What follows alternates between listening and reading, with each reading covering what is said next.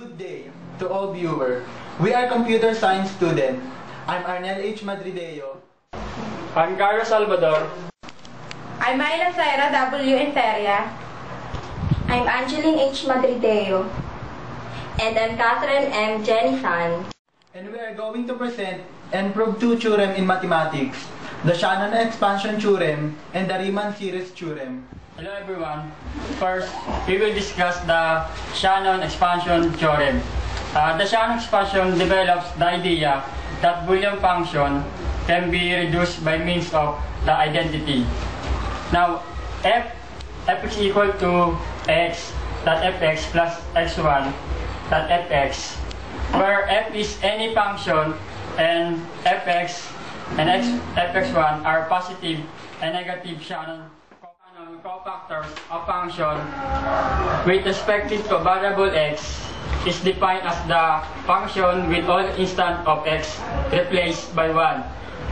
A negative Shannon cofactor is the same but replaces all instances of x by 0. The Shannon expansion theorem is an important idea in Boolean algebra. There are two steps proof of Shannon expansion theorem. Step 1, when x1 is equal to 1, therefore f is open parenthesis x1 plus x1, x2, x3, so on, xn. Parenthesis is equal to 1 point f, open parenthesis x1, x2, x3, and so on, xn. This can be written as f is equal f open parenthesis x1, x2, x3, x4, and so on, xn is equal to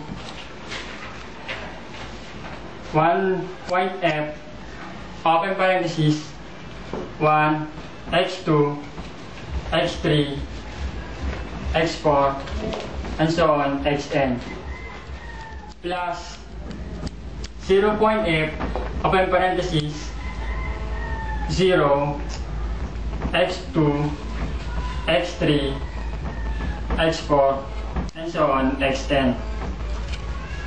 Since 0.x is equal to 0 and 0 plus x is equal to x, in this expression, 1 can be replaced by x1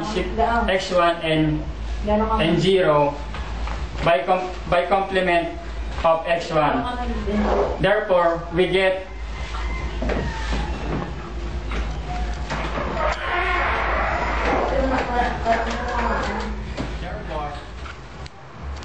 f open parenthesis x1, x2, x3, x4, and so on, xn is equal to x1 dot f open parenthesis x1, x2, x3, x4, and so on, plus x1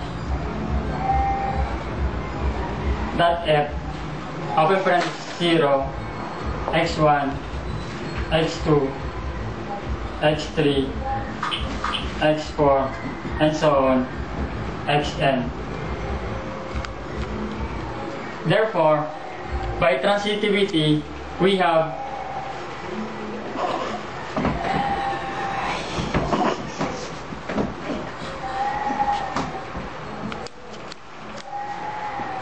x open parenthesis x1, x2, x3, x4, and so on, xn is equal to x1 dot f open parenthesis 1, x2, x3, x4, and so on, xn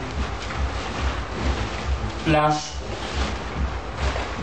x1 dot f open parenthesis 0 x2 x3 x4 and so on xn. This is the Shannon expansion theorem proved for x1 is equal to 1. Thank you. Mali. A while ago, Carlos discussed the first step proof of Shannon's expansion theorem, which is x1 is equals 1. Now we go to step 2. F, open parenthesis, x1, x2, x3, x4, so on, and xn, close parenthesis, equals 1.f 0 x2 x3 x4 so on xn, close parenthesis. This can be rewritten as f close parenthesis x1 x2 x3 x4 so on xn, close parenthesis, equals 1.f open parenthesis 0 x2 x3 x4 so on xn plus 0.f open parenthesis 1 x2 x3 x4 so on xn. Since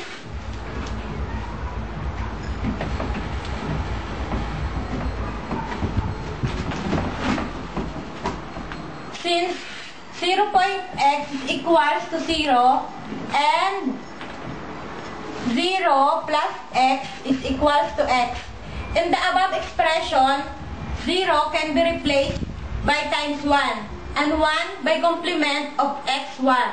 Therefore, by transitivity, we have f x1, x2, x3, x4, so on xn, close parenthesis, equals x1 point f open parenthesis 1 x2 x3 x4 so on xn, close parenthesis, plus times 1 point f open parenthesis 0 x2 x3 x4 so on xn, close parenthesis.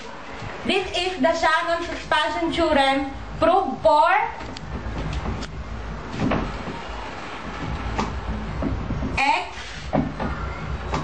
x1 is equals 0. Since x1 can have value for only 1 or 0, the two steps prove Shannon's expansion theorem. The next theorem we're going to discuss is all about the Riemann-Sears theorem or Riemann's rearrangement theorem. This theorem was named after the mathematician Bernhard Riemann. This theorem was named after the 19th century. This theorem says that if an infinite series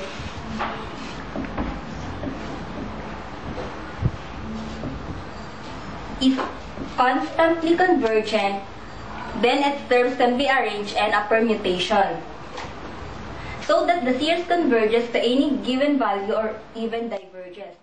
When we say conditionally convergent, when the series converge, but when the series summation of n is equals to 1, infinity of n sub a is converges, but the series of summation of n is equal to 1, infinity of absolute value of n sub a diverges, while a permutation is simply a bijection from the set of positive integers to itself, in particular if x is not equal to y or the selection of x not equal to y, same as above. In particular, suppose that a sub 1, a sub 2, and a sub 3 and so on is a sequence of real numbers, and that the summation of n is equal to 1 and infinity of n sub a is conditionally convergent. Let m be a real number.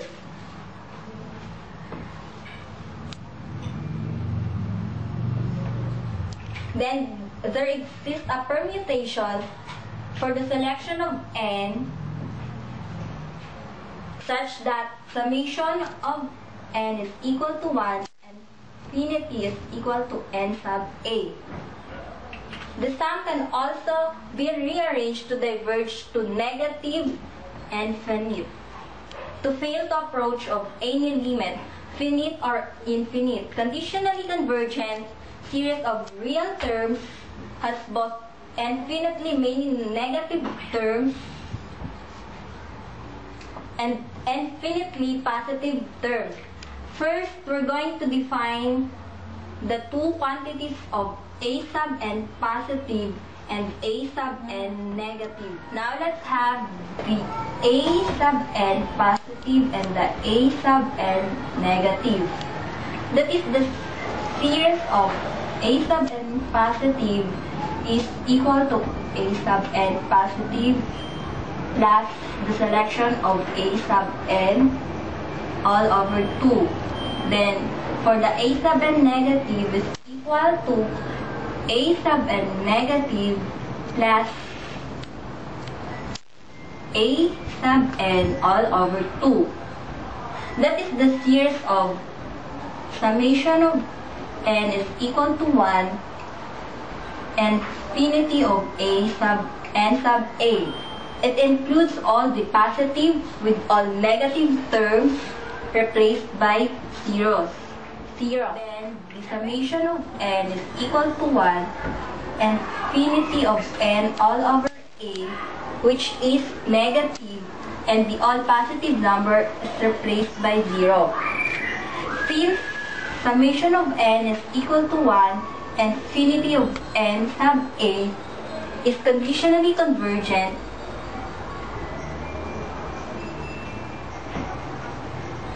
both the positive and the negative series diverge.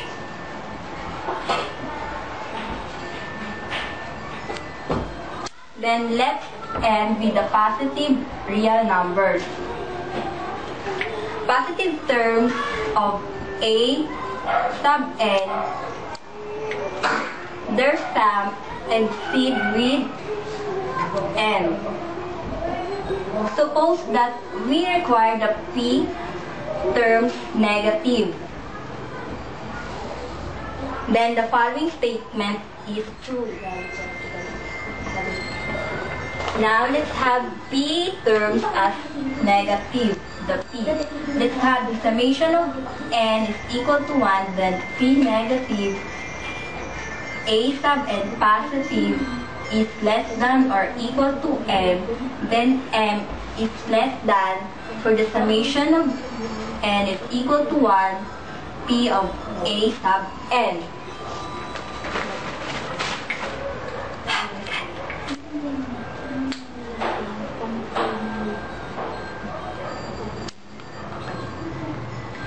This is possible that m is greater than 0 because the partial sum of a sub n positive tend to be positive infinity. Discarding the 0 terms, one may write as summation of n is equal to 1, p of a sub n positive is equal to a for the selection of 1, plus and so on.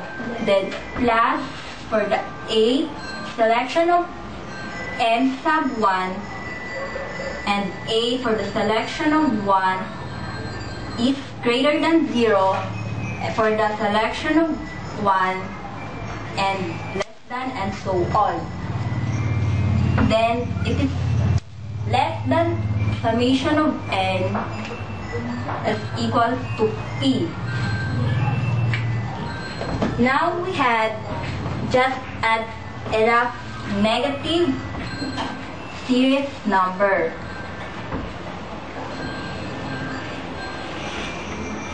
So that the result of the sum is less than m. This is always possible that m is less than 0.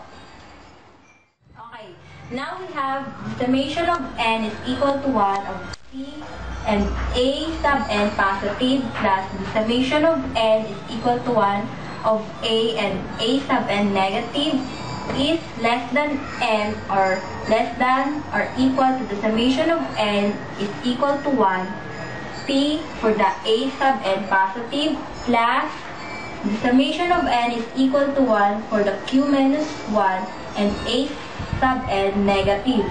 One may also write the summation of n is equal to 1 and p of a sub n positive plus the summation of n is equal to 1 for q a sub n negative is equal to a the selection of 1 plus so on, and plus a for the selection of n sub 1 plus a and the selection of n plus 1 plus so on plus a and the selection of n sub 1 with the selection of m sub 1 plus 1 is less than, and so on, and less than for the summation for the selection of n sub 1 is equal to selection is injective. Let's have 1 if a sub 1 is greater than 0. Now m sub 1 plus 1 if a sub n is less than 0. Then the k is greater than or equal to 0.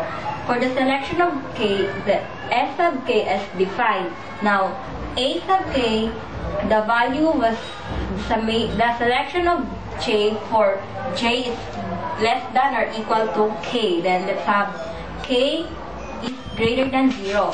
For s sub k is the partial sum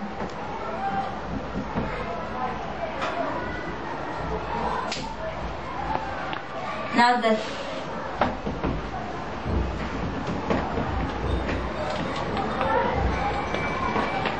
then the summation of n is equal to 1 of infinite a sub n may converge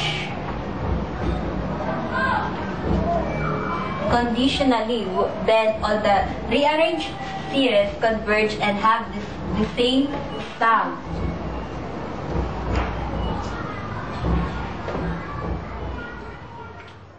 Then the series for the summation of a sub n converge unconditionally.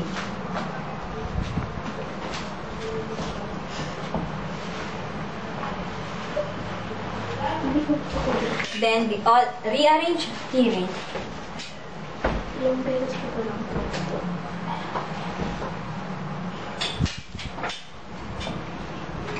converge and have the same sum.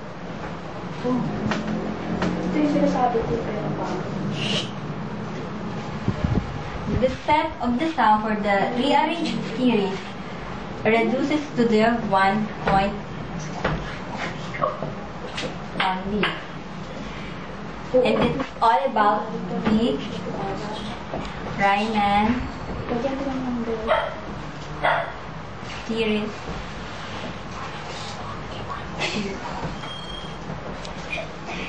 Thank you. And this is the ending of our home video project about Shannon's expansion theorem and Riemann series theorem. Thank you and enjoy watching.